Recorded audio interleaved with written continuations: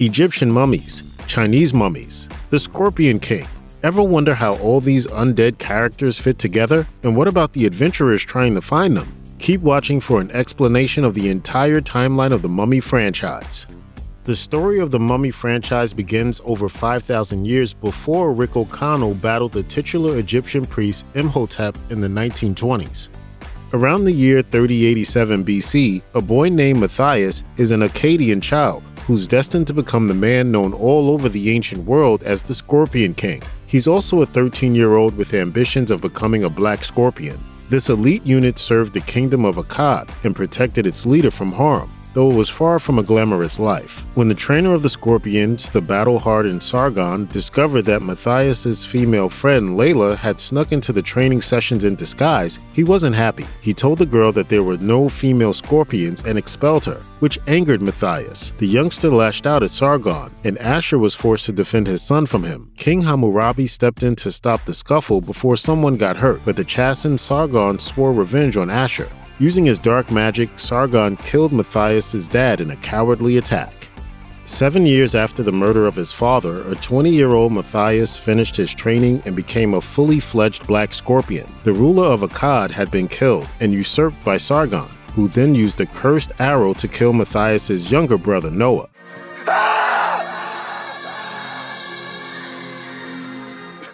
The now grown-up Layla confirmed to Matthias that Sargon was using dark magic and that they would need a special weapon to defeat him. Leaving Akkad behind, Matthias journeyed to the underworld to retrieve the Sword of Damocles. After burning off his black scorpion tattoo with it, he used the legendary weapon to take revenge on the man that killed his father and brother. Akkad quickly fell into ruin after the reign of the evil usurper Sargon. By 3077 BC, there were only 3 Akkadians left: Matthias, his half-brother Jessup, and their friend Rama. They earned a living as mercenaries in the years following the collapse of Akkad, gaining a fearsome reputation.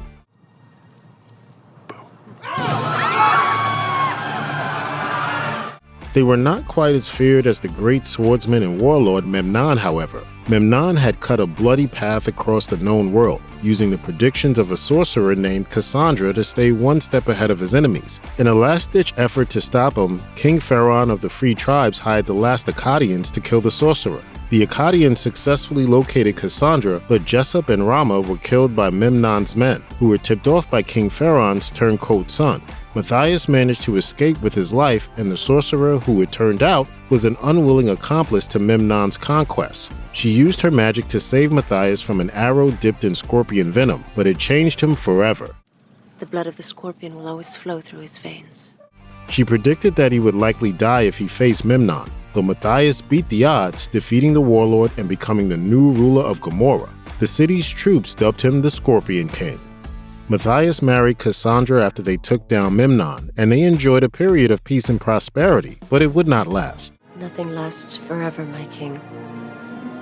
When we next caught up with Matthias in 2012's The Scorpion King 3 Battle for Redemption, we learned that Cassandra was among the many who perished from a deadly plague that brought his kingdom to its knees. Matthias returned to his life as a mercenary and found himself in the employ of another ruler. King Horus of Egypt had a job for Matthias to stop his upstart younger brother Talus, who was planning to usurp him with magic.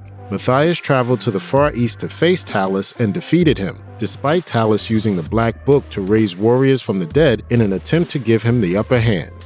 Years after taking out Talus, Matthias got a new job from a new king. He was sent to find and acquire an artifact known as the Urn of Kings, which he did, but not without a fight. During the scuffle, his apprentice Drazen proved himself to be a traitor who was after the urn. It's revealed later that inside the urn is the golden key of Lord Alcaman, and it leads to Alcaman's crown, which gives the wearer unimaginable power. Drazen killed his own father and tried to frame Matthias, all in an attempt to get the crown for himself, but it's all to no avail. Matthias found out the location of the crown too and witnesses Drazen meet his own demise. After seeing its power firsthand, he reported back that it was just a myth and locked it away again for the good of humanity. Turns out it was just a campfire story. The last adventure the Scorpion King would go on before his ill-fated assault on Thebes was when Matthias teamed up with a female warrior named Tala in 2018's Scorpion King Book of Souls. The film pits Matthias against Tala's brother, Nebzarek.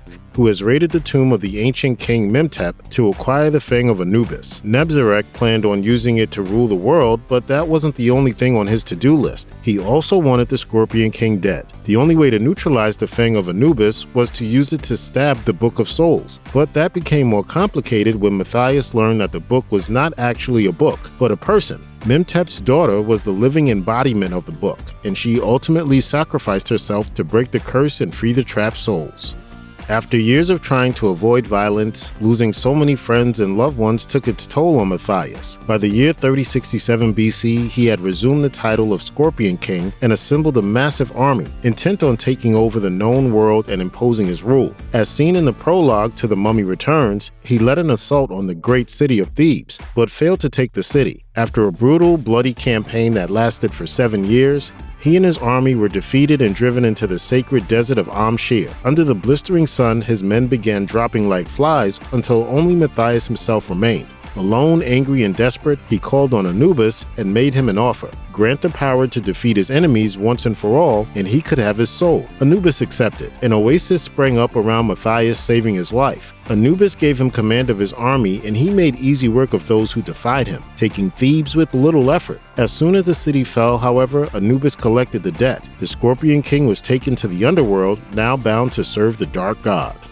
Many years later, in 1290 BC to be exact, Pharaoh Seti I high priest Imhotep entered into a secret affair with his lord's concubine, Anck-su-namun. She spent her days painted with an intricate gold pattern, one that easily smudged. If anyone touched her, Seti would know. When he noticed that she had been touched and began to grill her about it, Imhotep acted. He and Anck-su-namun stabbed the pharaoh to death as his daughter watched on from an adjacent balcony. She alerted her father's guards, and rather than be captured, Anck-su-namun committed suicide. Imhotep was spirited away by his followers and made it his mission to resurrect his lover. He stole the Book of the Dead, but the Magi stopped him before he could complete the ritual. He was sentenced to the most brutal punishment of the day, the Hamdai. The victim's tongue was cut out and they were mummified alive, with a bunch of flesh-eating scarab beetles thrown into the sarcophagus for good measure. In the year 200 BC, Emperor Han of ancient China set in motion the events that would play out on screen in The Mummy, Tomb of the Dragon Emperor. Han wanted to live forever, so he sought the help of the powerful sorcerer Ziyuan. The sorcerer was sent on a mission to retrieve some magic scrolls that would help her grant the emperor's wish, with Han's top general Ming Guo watching over her. They were gone for some time, and after they opened up to one another, they fell in love. This didn't sit well with Han, who believed that Yuan belonged to him and him alone. When their affair was discovered, Guo was put to death in horrific circumstances. Han had his general ripped apart by horses, torn limb from limb. Having gotten everything he needed from Yuan, Han then stabbed the sorcerer, which would be the last thing he did for many years. What Han didn't realize is that Yuan had taken out an insurance policy against such a thing. She secretly cursed the emperor and his army so that if he ever harmed her, they would all be turned into statues. Clay began pouring from Han's eyes after he plunged his blade into the sorcerer, and his men became the famous Terracotta army. The descendants of Pharaoh Seti I's sacred bodyguards spent years watching over Hamunaptra, the resting place of the treacherous priest Imhotep, making sure that nobody brought the cursed one back to life. Hamunaptra had become a legend in that time, with many doubting it even existed. In 1923 AD, an army of Tuareg warriors mounted an attack on the foreign occupiers and then fled, leaving Rick O'Connell in charge of the outfit. He displayed great bravery during the Battle of Hamunaptra, but his men were overwhelmed. O'Connell was cornered and was on the verge of being killed when his Tuareg pursuers became spooked and fled. He set off into the desert alone. Against the odds, Rick O'Connell managed to make it back to civilization, but his luck didn't improve much in the years following Hamunaptra. In 1926, a British librarian and Egyptologist named Evelyn Carnahan sought him out in prison after her brother, the light-fingered Jonathan, acquired a map to Hamunaptra from him. Rick was seconds from death, but Evelyn saved his life by promising the hangman a cut of the treasure. The pair fell in love as they traveled to the city of the dead together, and their bond was tested after they discovered Imhotep's sarcophagus. After accidentally bringing the cursed priest back to life by reading from the Book of the Dead, Evelyn became important to Imhotep. The resurrected villain planned on finally bringing Anck-su-namun back from the dead, and Evie was to be his human sacrifice. He almost succeeded, but against the odds, Rick, Jonathan, and Evie defeated the creature. They used the Book of Amun-Ra to make Imhotep a mortal man, and Rick stabbed him in the gut.